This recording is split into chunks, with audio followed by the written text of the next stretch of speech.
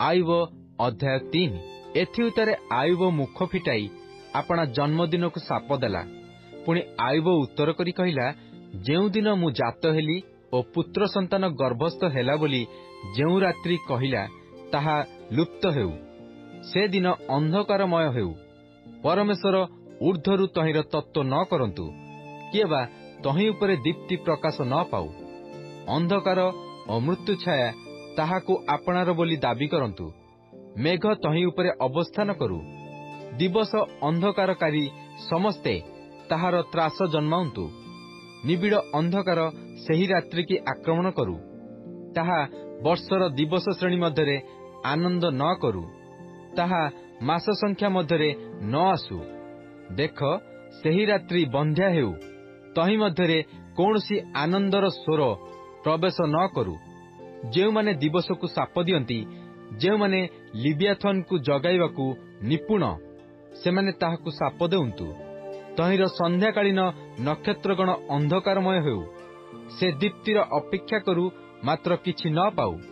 किए बा से अरुणर नेत्रपलक दर्शन न करू, कारण से मो मातृगर्भर कबाट रुद्ध कला नहीं। किए बा दुख को मोर दृष्टिरू गुप्त कला नहीं।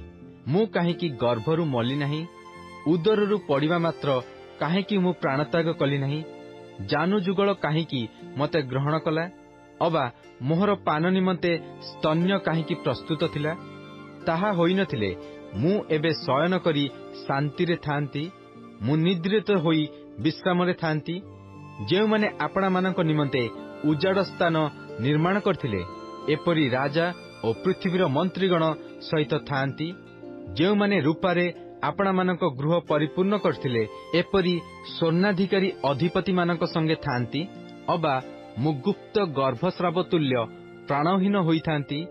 जेउ माने केबे आलुओ दर्शन कले नहीं, एपरी शिशुतुल्य होई थांती।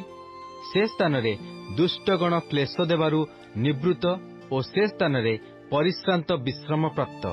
से स्थान रे बंदीगण एकत्र आराम रे अछंती, सेमाने कार्यशासकर रब शुणंती नहीं। सेठरे सान और बड़ अछंती, पुणी दास आपणा कर्ता ठारू मुक्त अटे। दुखग्रस्त लोक को काहींकि दीप्ति दिया जाए, और तिक्त प्राण को काहींकि जीवन दिया जाए।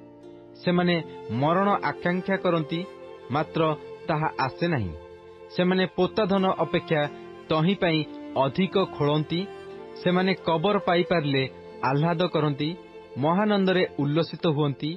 जाहार पथ गुप्त और जाहार चतुर्दिगरे परमेश्वर बाड़ देई अछंती, एपरी लोक को कि हेतु दीप्ति दिया जाए। कारण मु भोजन करिया पूर्वे मोहर हाहाकार आसे, मोहर गर्जन जलतुल्य ढला जाए।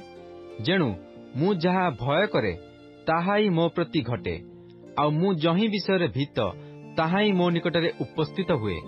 मु आराम रे कि शांति रे नाही, किए बा मोहर विश्राम नाही, केवल क्लेश घटुअछि।